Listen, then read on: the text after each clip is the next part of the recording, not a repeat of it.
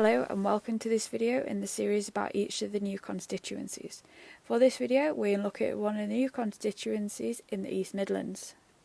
In this short video we'll look at the details of this constituency, the previous results, in particular the 2019 results, current candidates, and make predictions based on how bad of a day it might be to the Conservatives.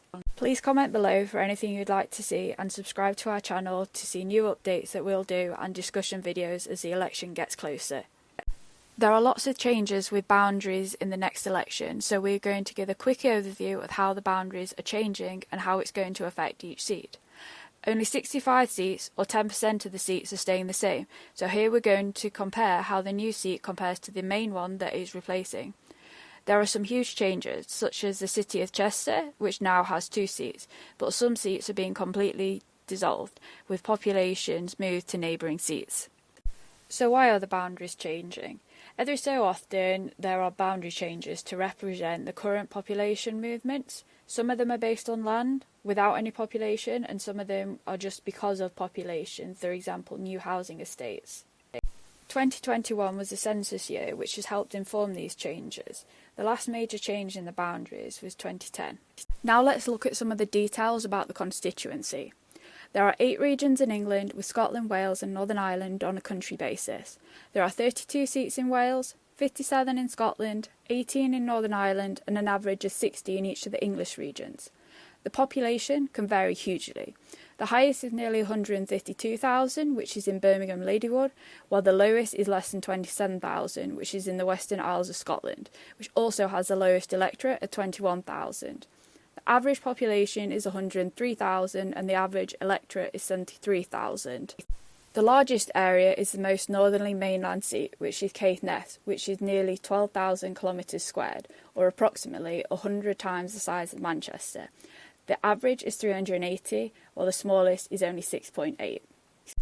The average percentage of the 16 to 49-year-olds is 41%, with the highest in Leeds Central and the lowest in North Norfolk, which also has the highest 65+.